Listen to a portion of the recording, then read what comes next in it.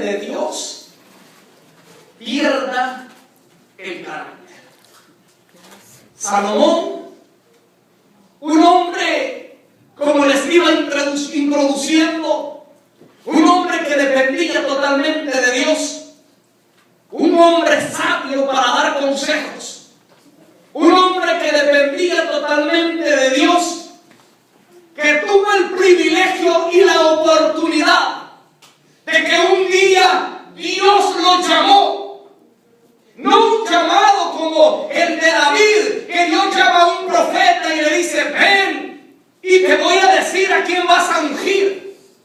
Esta ocasión fue una ocasión muy especial, donde Dios mismo tiene una reunión con Salomón, o con el gran sabio Salomón.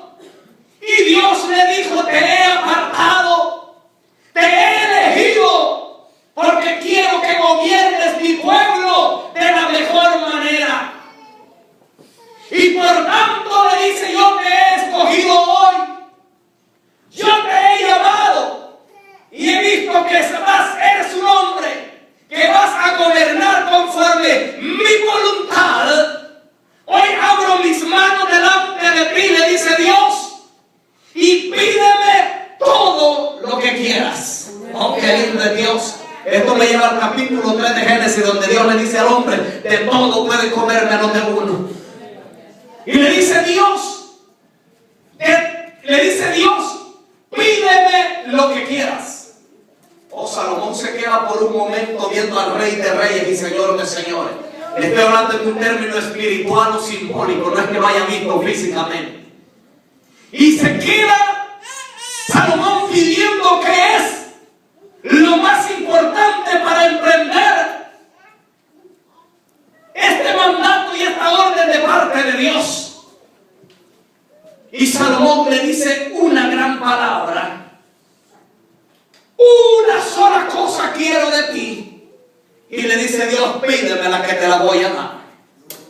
Entonces abre los labios Salomón y le dice: quiero sabiduría. Lo que la iglesia necesita hoy en día, lo que yo necesito hoy en día, lo que necesitamos cada uno de nosotros para tomar decisiones, para tomar determinaciones, lo que necesitamos para creerle a Dios es sabiduría. Salomón le dijo a Dios: una sola cosa te pido, sabiduría. Oh, Dios le dijo: por tanto sabiduría has pedido, sabiduría se te dará. Aleluya. Oh, qué lindo es Dios. Oh, desde ese momento, hermano, Dios comenzó a obrar en la mente de Salomón. Desde ese momento Dios comenzó a hacer cosas grandes y maravillosas. Salomón comenzó a verse, hermanos, como un hombre totalmente diferente, como un hombre de carácter que donde se paraba llamaba la atención. Las palabras que salían de él eran palabras constructivas, eran palabras edificativas, eran palabras rectas, eran palabras con sabiduría de lo alto, eran palabras que salían de la mente de Dios. Era un hombre que tenía un carácter, oígame, determinado en lo que hacía, determinado en lo que decía, porque estaba obrando conforme la voluntad del Dios de los cielos. Oh, sabiduría es la que Salomón pidió. Sabiduría es la que nosotros necesitamos para seguir hacia adelante. Pero nosotros nos vamos a dar cuenta hoy, después de esta pequeña introducción, óigame, que Dios le ofreció cualquier cosa a Salomón, pero una sola cosa le pidió él, porque sabía que era necesaria para vivir en este mundo, y era la sabiduría. Tanto como gobernante como dirigente, él sabía que la sabiduría tenía que estar delante de él, porque el trabajar con la gente, Salomón había visto el sufrimiento de su padre, Salomón había visto la guerra, Salomón conocía el pueblo, cómo se rebelaba contra Dios. Entonces dijo él: con la sabiduría de Dios haremos la diferencia. Iglesia, con la sabiduría de Dios vamos a hacer la diferencia. Con la sabiduría de Dios nos vamos a levantar. Con la sabiduría de Dios vamos a obtener la victoria, porque si Él está con nosotros, después que ha formado un carácter, nadie lo va a detener. Óigame, que el diablo se levante, no vamos a determinar, porque tenemos sabiduría de Dios. Aleluya.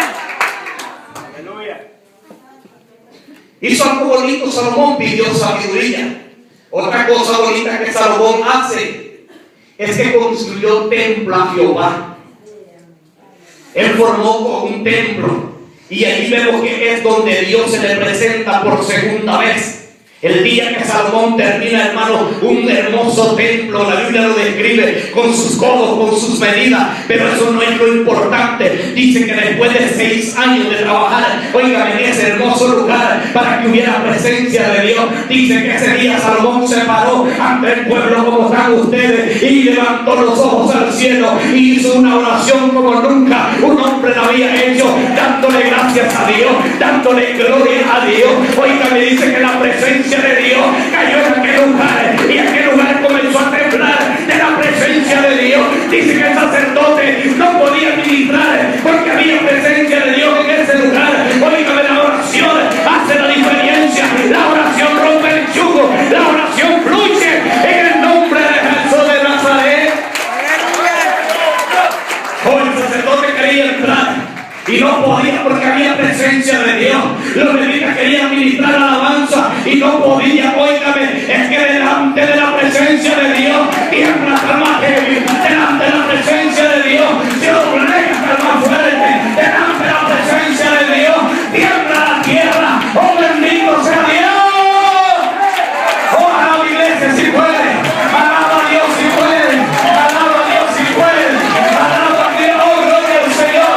Oh, los tiempos no han pasado. El Dios no ha pasado. El Dios es el mismo. Él no cambia. Solamente a la libertad. Oh, bendito Dios. Oh, gloria. Oh, gloria. La presencia de Dios cayó en aquel lugar. Y eso es lo que hace la diferencia. Oh, bendito sea el Rey. Dice que ellos querían parar y no podían, porque había presencia de Jehová. Oígame, cuando la presencia de Dios llega, los yugos caen, la aflicción se va, los problemas se olvidan y usted glorifica a Dios con toda libertad.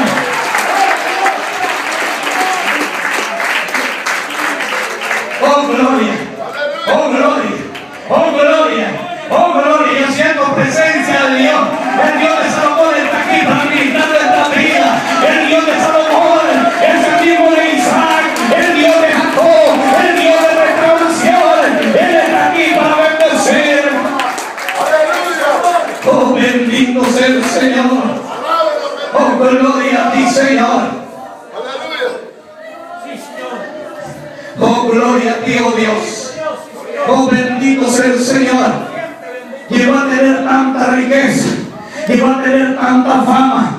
Oígame, que se engrandeció tanto. Y aquí es donde vamos a entrar a lo que es el mensaje de hoy. Esto solamente es la introducción de un hombre que le creyó a Dios, de alguien que se levantó, oh bendito sea el Señor, para hacer la diferencia, pero que un día su carácter comenzó a caer delante de los hombres y también delante del Dios de los cielos.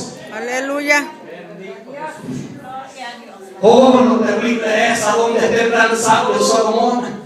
¿Qué es lo que está haciendo el gran sabio Salomón? ¿Qué es lo que ha sucedido con el gran sabio Salomón? Nos vamos a dar cuenta el día de hoy. ¿Qué pasó con Salomón? Y esa pregunta, ¿por qué llegó a fracasar? ¿Qué es lo que lleva al fracaso al hombre y a la mujer de Dios? Y es una gran pregunta que nos tenemos que hacer el día de hoy. La Biblia narra y explica, oigan, de pasos, pero muy claro y específico, lo que hace que un hombre de Dios pierda el carácter, que una mujer de Dios pierde el carácter. Y vamos a ver el día de hoy, paso número 1, que nos lleva a perder el carácter delante de Dios, delante de la sociedad, delante de lo que nos rodea, delante de los líderes, delante de los pastores, delante de la iglesia. Paso número 1 es amar lo prohibido. ¿Usted cree eso? Oh, amar lo prohibido. Y lo prohibido lo encontramos en el primer verso que leíamos. Dios le había dicho a Salomón: no tomarás mujeres extranjeras, no traerás de estas mujeres ni de estas aquí. Óigame, cuando usted comienza a ver lo que Dios no le ha dicho, a tomar lo prohibido, ahí comienza a desvanecer su carácter. Ahí las cosas comienzan a ir de otra manera. Ahí las cosas comienzan a ir conforme a su voluntad. Amor no prohibido. ¿Por qué? Porque con la primera mujer que Salomón se casa de las extranjeras, con la hija del faraón. ¿De dónde había salido el pueblo de Dios, hermanos? ¿Quién era el que había, hermano, oprimido al pueblo de Dios? Por 440 años, oígame, de exprimimiento, de castigo al pueblo. Ahí había salido ese pueblo. Ahora el rey Salomón se me viene a la mente, oh bendito sea el Señor, y dijo: voy a amar a las mujeres extranjeras, porque esto me va a permitir ser un hombre de renombre. Oígame, ya era un hombre de carácter, ya era un hombre de renombre, pero estaba pensando como Dios no le había dicho que pensara. Entonces vemos que amó. Y esto sucede, hermano, 480 años después de la liberación del pueblo de Israel, del mismo faraón. ¿Por qué hizo esto Salomón? Algunos escritores consideran que una de las razones fue por situaciones de estado, para alcanzar más poder. Salomón dijo: si yo estoy gobernando, no se van a levantar si hay una alianza entre los otros pueblos enemigos y yo me uno a ellos. Oígame, era de hermoso parecer, era un hombre sabio, un hombre con mucha riqueza. Sí, las hijas de los reyes no se podían negar a él, pero Dios le había prometido todo menos lo que él le había dicho que no. Él quería tener esta aliación con los reyes, pero Salomón no debió hacerlo, porque Dios se lo había advertido en el verso 2. No tenía que hacerlo, Dios le había dicho no. Y cuando Dios dice no, es no. Porque a veces fracasamos y decimos: ¿y por qué? Es que Dios dijo no, Salomón dijo sí. Y ahí es donde viene el problema. Cuando usted y yo decimos sí y Dios dice no, nosotros decimos no, Dios dice sí. El hombre que pierde el carácter y la mujer que pierde el carácter delante de Dios es porque un día dijo sí a lo que Dios dijo no. Aleluya. Dios le había dado sabiduría para gobernar. No debería tener o unirse con las otras naciones para pedir ayuda. Si Dios está con nosotros, ¿quién contra nosotros será? Si Dios nos está guiando a nosotros, ¿quién nos va a guiar? Así es que ahí vemos que no podía Dios tener la mente de Salomón, porque Dios no obliga, óigame, a nadie a hacer lo que no quiere, aunque él lo haya escogido y aunque